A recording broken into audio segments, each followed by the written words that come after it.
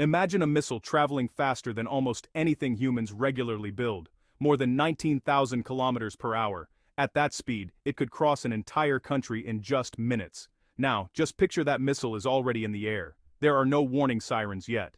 Most people on the ground have no idea anything has happened, but far above the Mediterranean Sea, something dramatic is unfolding. Radar stations suddenly detect a fast-moving object climbing into the upper atmosphere. Military command centers light up with alerts. Defense operators stare at their screens as the system calculates its path. Within seconds, the computers deliver the answer: ballistic missile. And not just any missile, one capable of traveling across the region in about 10 minutes. Immediately, missile defense systems begin reacting. Interceptors are prepared. Commanders rush to confirm the launch. Tracking radars start calculating interception points. Somewhere, an operator presses a command, and interceptor missiles launch upward, racing to meet a target that is already moving faster than a rifle bullet. But here's the problem: when a missile is moving this fast, and the distance between launch and impact is thousands of kilometers, every second matters. Defenders have only minutes to detect the threat, verify it, launch interceptors, and guide them to the right place in the sky. If anything goes wrong, if the calculations are off, if the target changes course, if defenses are overwhelmed, the missile gets through. So that raises a serious question. How does a missile traveling across countries in just 10 minutes challenge some of the most advanced defense systems on Earth? This exact scenario unfolded during the 19th wave of Iran's Operation True Promise 4. In that strike wave, Iran's Islamic Revolutionary Guard Corps launched one of its most advanced ballistic missiles, the Khorramshahr-4, a weapon designed for long range, heavy payloads, and high-speed penetration of modern air defenses. And that's why military analysts around the world paid close attention to this launch, because this story isn't just about one missile, it's about how modern missile warfare is evolving. In this video, we're going to break down what the Khorramshahr-4 missile actually is, why experts say it's particularly difficult to stop, and what this launch might reveal about the future of missile warfare.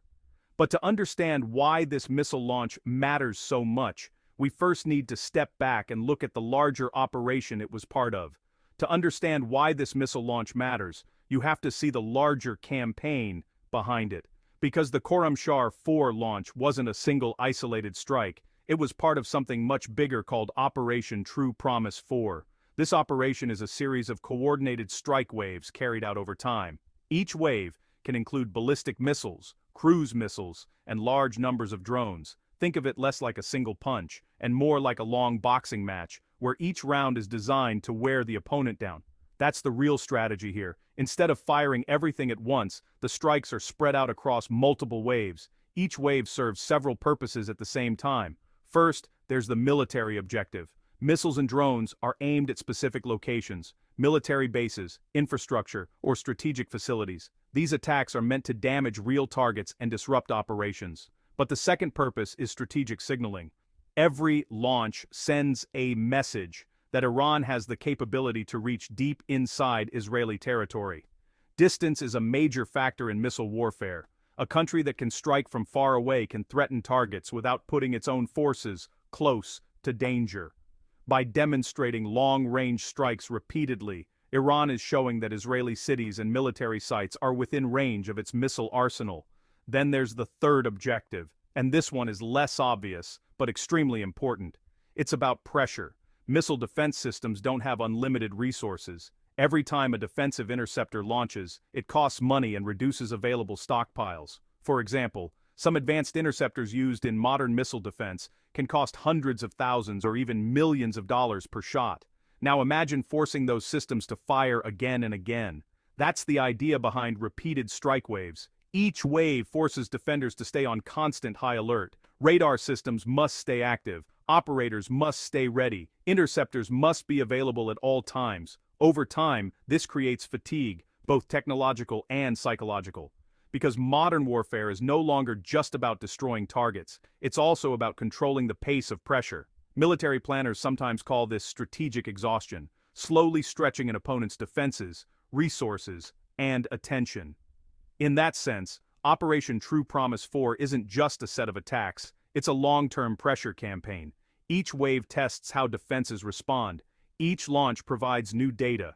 Each interception attempt reveals strengths and weaknesses, and the 19th wave, the one involving the Khorramshahr-4 missile, pushed that pressure even further, because the targets chosen in that strike weren't random. They were carefully selected locations designed to create the biggest possible impact, and once you look at those targets closely, the strategy behind the strike becomes even clearer.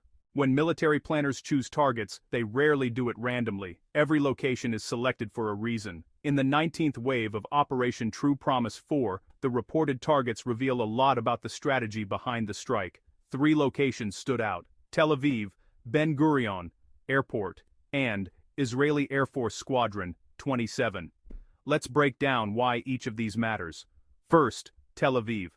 Tel Aviv is not just another city, it is widely considered Israel's economic and population center. Major financial institutions operate there. Technology companies, startup hubs, and research centers are concentrated in the area. It's also one of the most densely populated urban zones in the country. If something disrupts Tel Aviv, the effects ripple across the entire national economy.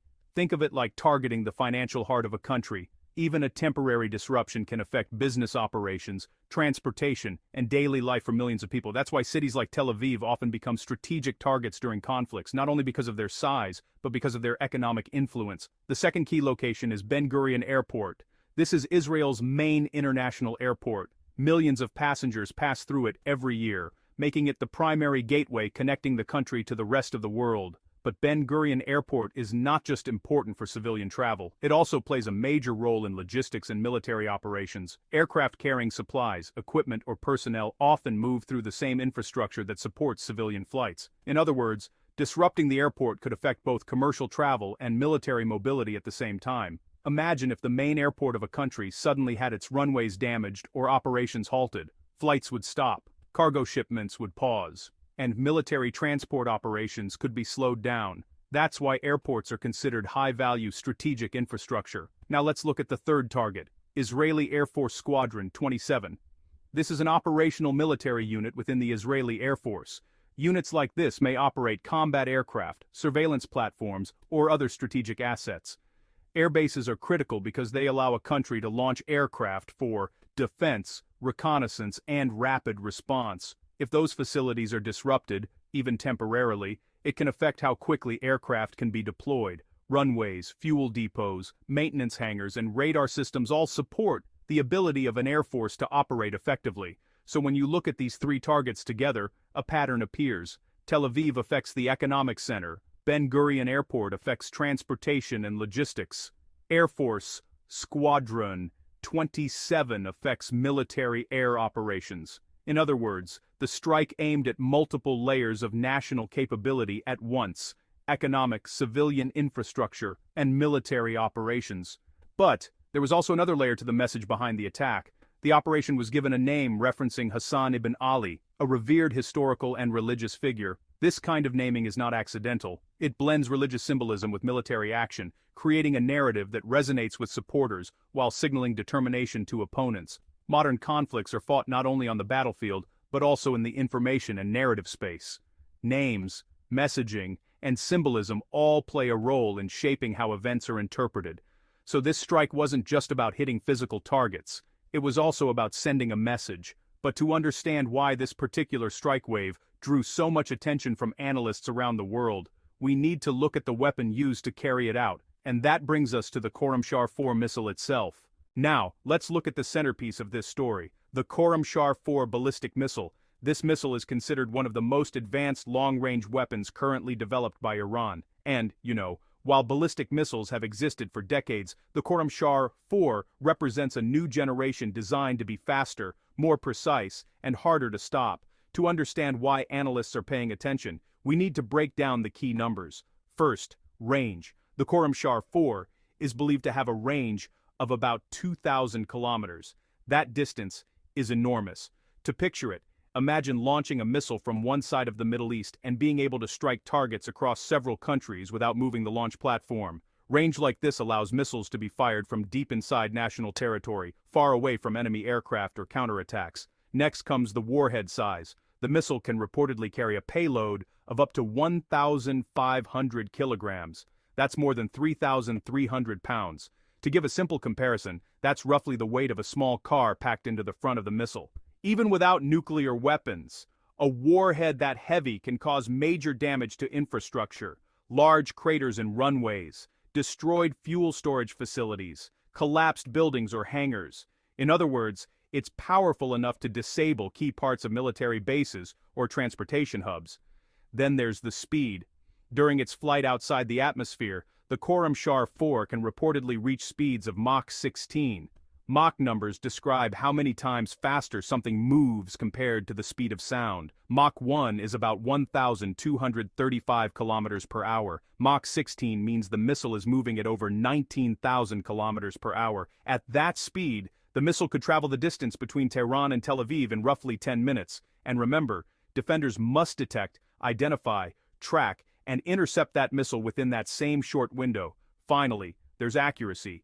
Military analysts estimate the missile may have a circular error probable, or CEP, of around 30 meters. CEP is a way of measuring how close a missile typically lands to its intended target. A 30-meter CEP means the missile is likely to land within about 30 meters of the target point. That level of accuracy from 2,000 kilometers away is extremely significant. Think of it like throwing a dart from another country and still landing it within the size of a football field. This changes how the missile can be used.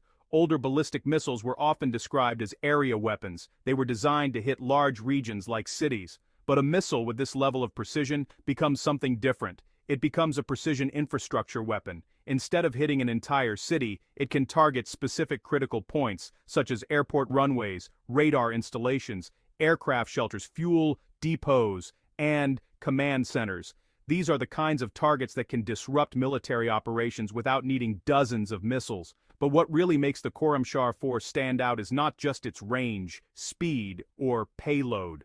The most important feature is how the warhead behaves during the final moments before impact. Because, unlike traditional ballistic missiles that simply fall toward their targets, this one may be able to change its path while it's coming down. And that technology is where things start to get much more complicated for missile defense systems. So far, the Khorramshahr-4 already sounds impressive: long range, high speed, and a heavy payload. But the feature that really worries defense analysts is something called MARV, short for Maneuverable Re-Entry Vehicle. To understand why this matters, we first need to understand how traditional ballistic missiles work. A normal ballistic missile follows a path that looks a lot like a giant arc. After launch, the rocket pushes the warhead high above the atmosphere. Then gravity takes over, and the warhead falls back toward Earth along a predictable trajectory. Think of it like throwing a baseball. Once the ball leaves your hand, its path is basically fixed. You can calculate exactly where it will land. Missile defense systems rely on that predictability. Radars track the incoming missile. Computers calculate its path. Then, an interceptor missile is launched to meet it at the exact point where their paths cross. It's a high-speed version of solving a math problem. But a MARV warhead changes the rules. Instead of falling along a fixed path, the warhead can maneuver during the final phase of its descent. As it re-enters the atmosphere, small control systems allow it to shift sideways, adjust its angle, and alter its trajectory. Imagine trying to catch a baseball that suddenly changes direction in mid-air. That's the challenge missile defenses face, and the timing makes it even harder. By the time the warhead re-enters the atmosphere, it may still be traveling around Mach 8, which is roughly 9,800 kilometers per hour. At that speed, every second counts. If the warhead shifts direction even slightly, interceptors that were already in flight may suddenly be aimed at the wrong place. Defense systems must rapidly recalculate a new interception point, sometimes in just seconds. And the Khorramshahr-4 reportedly includes additional features that make interception even more difficult. One of those is electronic warfare resistance. Missiles rely on guidance systems to stay on course. In many conflicts, defenders try to jam or interfere with those signals. But modern missile designs often include safeguards that allow the guidance system to continue operating even under electronic interference. Another factor is reduced radar signature. Missiles are easier to intercept when radars can clearly track them early in flight. If the radar return is smaller or harder to detect, the missile may be spotted later, leaving even less time for defensive systems to react. Put all these factors together: high speed, maneuverability, and electronic resistance, and the result is a missile designed to challenge even advanced air defense networks. But the Khorramshahr-4 doesn't rely on technology alone. Because in the strike wave we're discussing, the missile wasn't the first thing to arrive. something else came before it. And that's where a new battlefield strategy comes into play, one that military planners are increasingly seeing around the world. Drone saturation warfare. By now the Khorramshahr-4 already looks like a difficult missile to intercept, but in the strike wave we're examining, the missile did not arrive alone. Before the ballistic missiles were launched, waves of drones entered the airspace. At first glance, drones might seem like the smaller threat.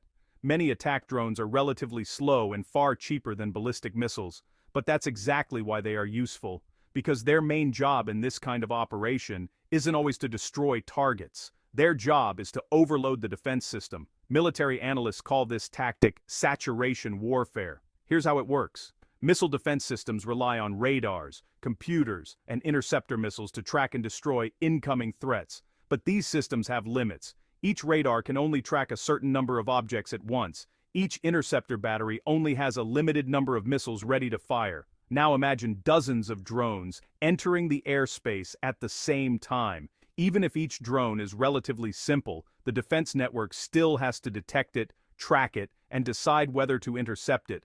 That decision must happen quickly. If the drone is ignored and it turns out to be carrying explosives, it could reach its target. So in many cases, defenses respond by launching interceptor missiles. And here's the key point. Those interceptors are expensive and limited. Some advanced interceptor missiles can cost hundreds of thousands to several $1,000,000 each. Drones, on the other hand, can sometimes cost only tens of thousands of dollars or less. This creates a major imbalance. The attacker can launch many cheap drones, while the defender may have to spend extremely expensive interceptors to stop them. But the real purpose of the drones is something even more strategic. They force the defense network to focus its attention elsewhere. Radars track the drones, interceptors launch to stop them, operators focus on the immediate threat, and during that moment of pressure, a much faster and more dangerous weapon can be launched behind them. That weapon, in this case, is the Khorramshahr-4 ballistic missile. While the defense system is busy dealing with drones, the ballistic missile is already racing through space at hypersonic speeds. By the time radars fully shift their attention to the missile, the engagement window is already shrinking. This combination of cheap drones and high-value missiles is becoming a powerful tactic in modern warfare. Drones act as force multipliers. They create confusion, consume resources, and expose weaknesses in defensive networks. Meanwhile, the main strike weapon follows behind them, and the strategy doesn't stop there, because the Khorramshahr-4 may have another capability that makes interception even more complicated, a feature that could turn one incoming missile into dozens of threats at once. As complex as the Khorramshahr-4 already is, there's another capability that has caught the attention of military analysts. Iranian sources claim the missile may carry what's called a multi-target warhead. If that claim is accurate, it means the missile doesn't just deliver one single impact. Instead, during the final phase of flight, the warhead could split into multiple strike elements. Some reports suggest it could release payload components capable of hitting up to 80 separate impact points within the target area. To understand why that matters, imagine the missile approaching a target like Ben Gurion Airport. In a traditional ballistic strike, a single warhead hits a single location, one runway, one building, one impact point. But a multi-target system works differently. As the missile reaches the terminal phase, the payload separates into many smaller elements. Those elements spread across the target zone, each falling toward a different point. So instead of one explosion, the area could experience dozens of impacts almost simultaneously.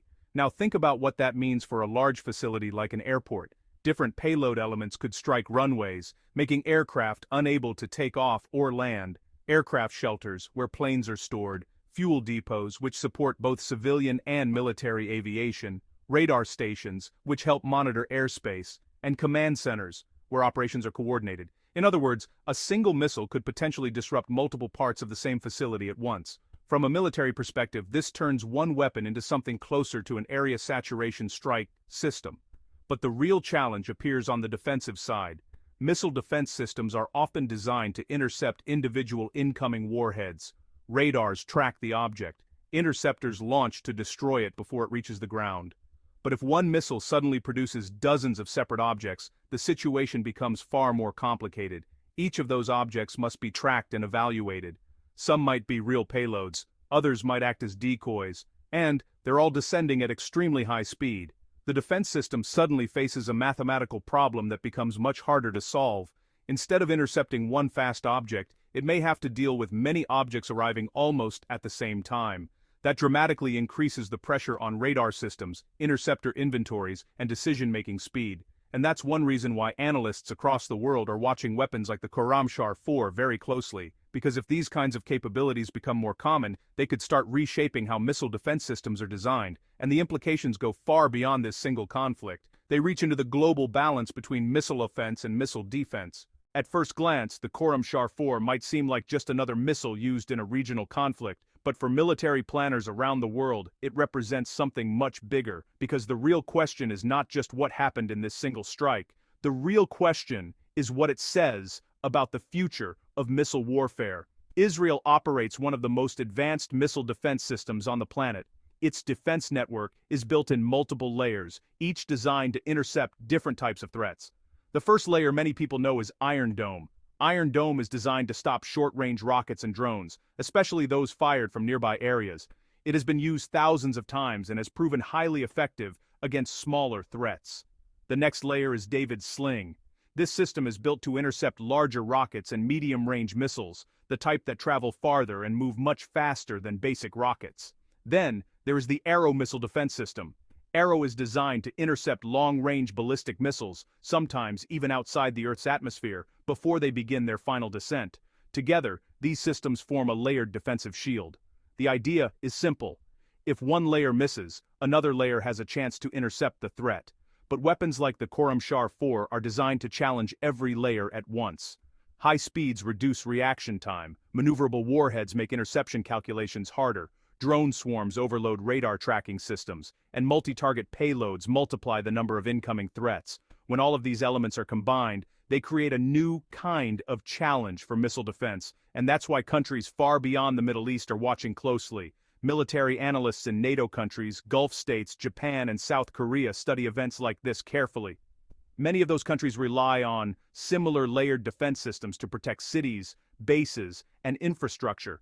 If offensive missile technology keeps advancing faster than defensive systems can adapt, it could shift the balance between attack and defense. Right now, 4 major factors are shaping the next generation of missile warfare. Speed. Missiles are becoming faster, reducing the time defenders have to respond. Precision.